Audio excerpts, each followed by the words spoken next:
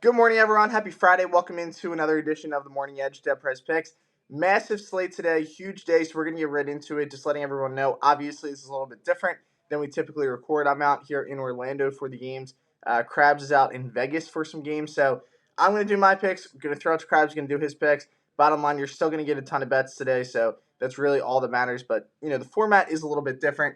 5-4 yesterday overall for my card. Excited to get into today. Going to try to do a little bit better. Tough break there on the College of Charleston. Kind of a wild beat if you guys had that with us. So that one was tough. Overall, we did make a little bit of money, though, and that's all that matters this time of year. But let's get into today's slate. I'm going to kick us off with an early game. I'm looking at Michigan State on the money line over USC. So Michigan State comes into this game. Tom Izzo has been a staple this time of year in March. Year after year, the guy gets his teams back.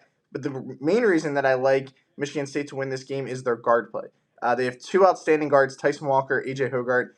I think they're going to be the X factor in this game. I don't think USC is going to have an answer for either of these guys.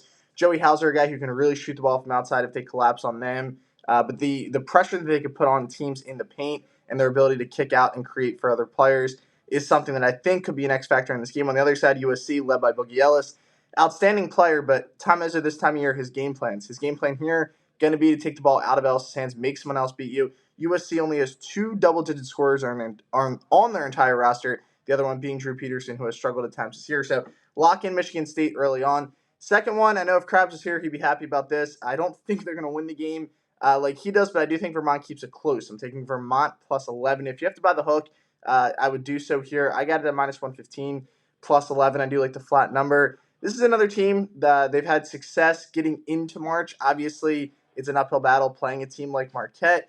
I just have a feeling this one stays close. Vermont's a team who can shoot the three-point ball. They can create off the bounce. I like the way that they match up here with Marquette. We're getting a ton of points. We saw yesterday what Princeton was able to do over Arizona. Maybe we see it again. I don't think they win the game, but I think it's kind of similar to yesterday's game when we bet on the Raging Cajuns. Even if they're down big early in the game or even late in the game, 11 is a huge number this time of year. Just need one run to cash us in. So I like Vermont there with the points. And then I'm going to go with Kentucky. So I'm going to do an alt spread on Kentucky here and sip on a little bit of juice at -2, minus 155. This is on DraftKings Sportsbook. The reason I don't love the 4, Providence tends to play extremely close games no matter what. But this is a team that really struggled on the back end of the year. I mean, on Selection Sunday, they were sweating even getting into the tournament, which is kind of crazy to say because they were ranked for the majority of the season. They're a talented team, but I don't think they match up well here at all with Kentucky. I think Oscar Sheba is going to have his way inside. I don't think they have a guy. I know they have Croswell, but I don't think he's going to be able to compete with Sheboy, especially on the glass. Kentucky's one of the more skilled teams, kind of similar to Arkansas. When you talk about pure skill, you can put them up there with any team in the nation. They're just pretty young at some spots, and they struggled a little bit out of the gate. But John Calipari this time of year, I like the way Kentucky's playing right now. They're due to win a game. They're due to make a Sweet 16 run. I think this could be the year. So I will back the Wildcats there on the -2 line. Then I'm going to go with Memphis. We're going to take Memphis to win this game over Florida Atlantic. We've talked about this game all week. I love the way Memphis came into the tournament. I think that win over Houston was big for them mentally. This is a spot where Houston's controlled that conference. Beating a team as good as Houston coming into the momentum into March with that win, I think that could go a long way. I understand Houston didn't have Sasser in that game. But it's still Houston. I mean, they're still a really good team, a really tough team to beat. I like the way that Memphis can come out and win this game. They're going to have the best player on the floor in Kendrick Davis. He's a guy who can just completely take over a game. I wasn't all that impressed when I did watch Florida Atlantic play this year. They played a lot of cupcakes on that schedule.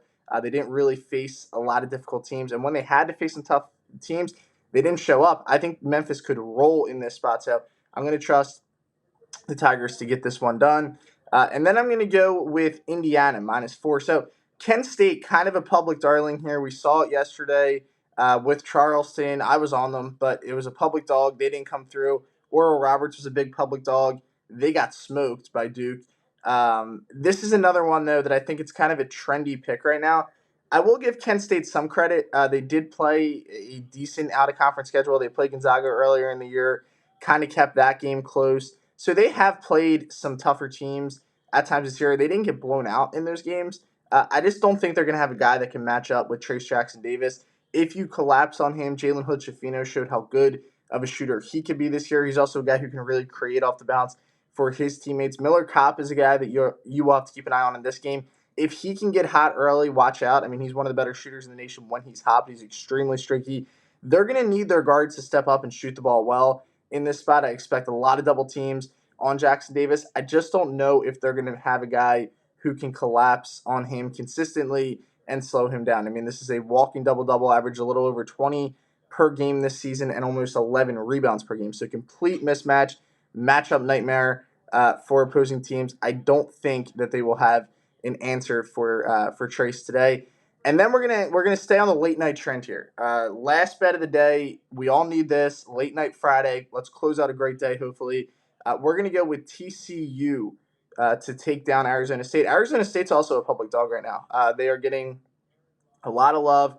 Maybe that's some recency bias. They obviously just rolled against Nevada. I was on Nevada that night. I did not expect Arizona State to come out, but they shot the lights out of the basketball, led by Desmond Cambridge Jr. That was their best player all season long. He was actually transferred from Nevada, funny enough, but he was great all season for them. I expect the game plan tonight, though, to be completely different from Jamie Dixon and running them off the three-point line, not letting them get hot from distance. TCU could very well be the most dangerous number 6 seed in the tournament. The main reason for that, Mike Miles Jr. This is a kid that was the Big 12 preseason player of the year. He could do it all. I think they match up really well in this spot. I expect TCU to take care of business today. So we're going to back the Horned Frogs there. Late night, I love the fade of Public Dog to close the day, getting them at -5, which I did find for -115. So shop around, look to find that number. I want to go with a flat number here. We do not want to get hooked like we did on Charleston yesterday. That was tragic.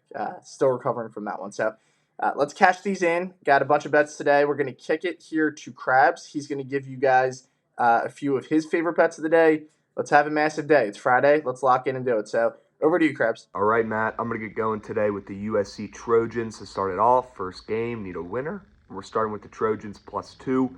I'm going with Boogie Ellis and the underrated Pac-12 team here in the spot against Michigan State. Everyone's backing them and Ty Walker to get going. Tom Izzo, start the day right. I'm fading. I'm going with Boogie Ellis and the Pac-12. We saw Maryland get the day started yesterday with an upset. I think we see something similar today. And I like the way Boogie Ellis is taking over this team at USC. They're underrated, undervalued. Nobody on earth is betting on them. That's why we're taking them to start the day off. The public grubbed yesterday. Today, not happening again. No way they run that back. Okay, so we're back in USC, even with the line move, +2. They get the day started right. Well, you know I got to go with my catamounts. I got to go with the Vermont +11.5 here or 10.5, whatever the heck you can still get. Back Vermont while you still can. Back Dylan Penn to get it done today. The Catamounts shoot the lights out from 3. Marquette defends the 280th worst in the league in defending the three-point ball. So we're backing the Catamounts who shoot the lights out. Dylan Penn to be able to drive, get to the rack, and dish out for wide open threes. They've got 6 of their top 7 scorers over 33% from 3, and 2 guys who shoot over 40%. So Marquette coming in after the Big East title, right? Coming in fat and happy and complacent. We're fading. We're back in Vermont. We're taking the dog. I think they went outright. I've got them in my Sweet 16. And you know we're fading Miami today. You know I have to do it out of spite, all right? But I do like the spot. There might not be Norchad Omier for Miami as well in the paint today, hence why that line's probably coming down to 1.5 some places. Grab Drake while you still can, +2 if you're possibly able to get that. My guy Brody in the paint is going to be able to absolutely grub here. Darnell Brody, if there's no Norchad Omier in the paint for Miami, they're going to be too reliant on that backcourt. And Drake's got some dogs, Roman Penn, Tucker DeVries in their backcourt. They should be able to carry the Bulldogs to pull off an upset here and knock off an ACC team in Miami bright and early. All right, so Drake's going to get it done here outright. You can take the points if you want or go for the ML if you're feeling frisky on this Friday. But Drake's getting it done today. They're covering, they're winning. Take it wherever you want, however you want. Okay, the Bulldogs get it done. Tucker DeVries, coach's son. He's a beast, and he's going to show you tonight while they're in the tournament. All right. Who's the team that everyone's picking to win the first round, pull off an upset, and then beat Purdue? You know who it is. Yep, Memphis. All right. We're fading Memphis today. We're fading the public today because they grubbed yesterday. There's no way they run that back. And we're backing FAU and the Owls to get it done, take care of business. They're going to beat Memphis and Kendrick Davis tonight. Take the points, take the +2, take the +1.5. I think that's what it's at now. That might be all you got, right? But back the Owls. They're an underrated mid-major team, underrated defense. Everyone's on Memphis after winning their conference championship. Why the heck is that line coming down? Why is it that short anyways?